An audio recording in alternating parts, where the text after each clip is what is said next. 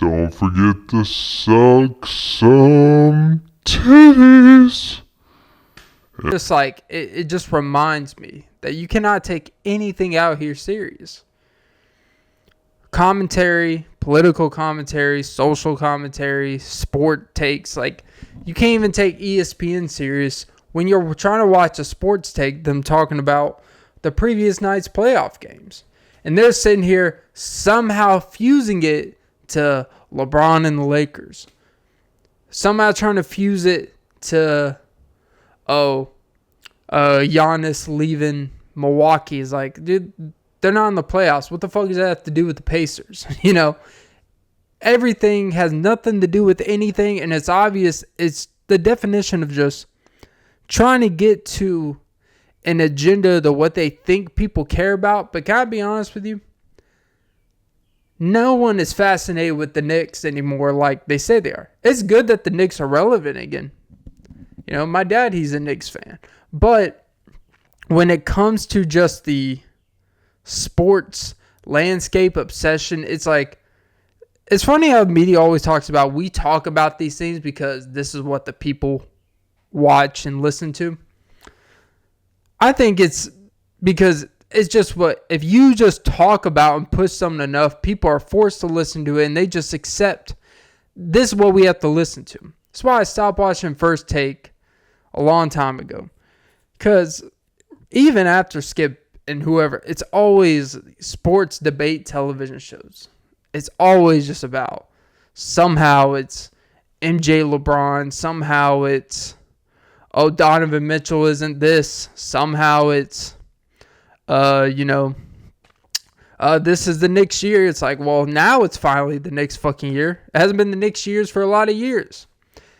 They're trying to force Anthony Edwards to be the next Michael Jordan. He's really good. I wouldn't say he's there yet.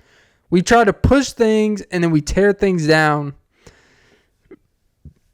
It's like this Jokic versus Shea. It's so, we're literally just complaining about how great these two players are. And we're saying like, Jokic, he doesn't do this the way Shea does. It's like, yeah, Shea doesn't do this the way Jokic does. It doesn't carry a team, all this stuff. It's like, bro, like, it's the repetitive nature of sports television, the repetitive nature of political television, or YouTube, I guess. These pundits that are in position with platforms, whether it's on a network or they created theirs online, the point goes to remain, there's no such thing as unbiased media anymore. I even saw a clip, and I even watched the whole interview, but it's just obvious from the jump. This CNN interview that they did with Tim Dillon, they were kind of forced to put out. Because he kept saying, like, yeah, I did one. They didn't want to put it out because I made them very uncomfortable. And just listen to the first 8 minutes. It's like, why have this lady, and he was being nice, why have this lady be put in this position? Like, the network putting that lady in that position is criminal. Like, they're the ones, they did her dirty by putting her in that position. Because it's very, very obvious she's highly uncomfortable. She doesn't really, she was so slow in just trying to put sentences together because she knows on her network it's all about imagery. It's all about fitting in. And it's funny how these people that work for these networks at ESPN, they say, they never tell us what to say. It's like, yeah, but they give airtime based off what they know, X, Y, and Z, that you fit in,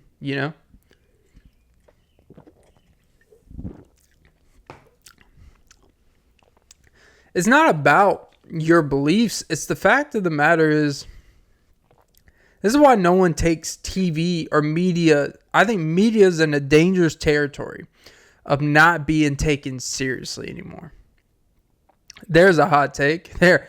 Hey, it took me 11 minutes. I picked up a mic today and I said, fuck it. We're doing 2 episodes in 2 fucking straight days. I don't know what the fuck I'm going to talk about, but there it is. Media cannot be taken serious. And we're on a very dangerous precipice of media being the laughing stock. Media is so used to being in control. Like the crazy things that happened in the 80s and 90s. Like if you guys don't know, Skip Bayless wrote a book on the Cowboys and literally tried to allege that Troy Aikman was gay, right?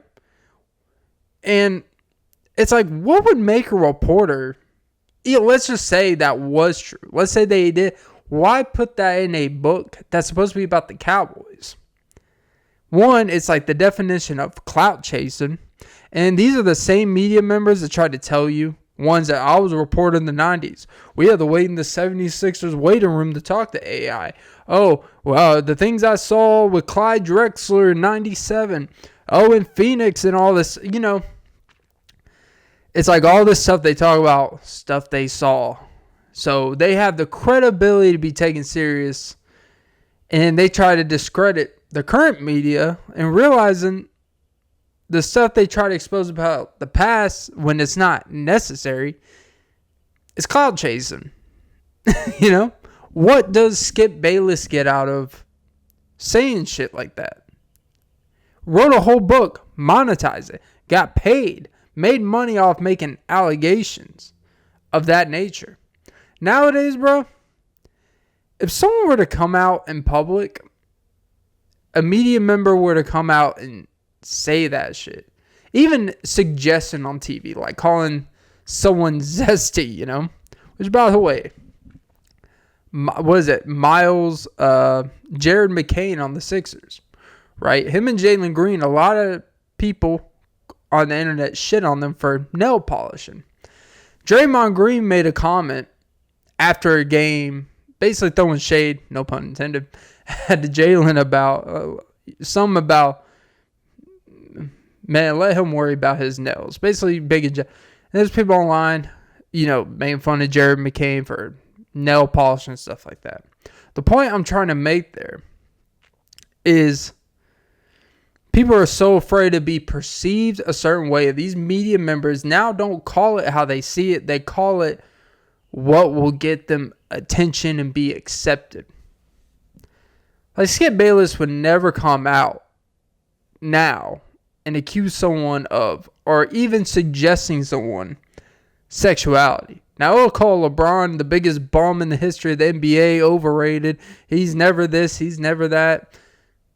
But he would never come out now and accuse a star quarterback or any player of any sport, even with full evidence of that if they were gay or not. And I'm using that as an example because it goes to show that media has never been something we should take too serious. We want to pretend that media, sports, and political media is supposed to be this thing where we're supposed to just take journalists' words for everything.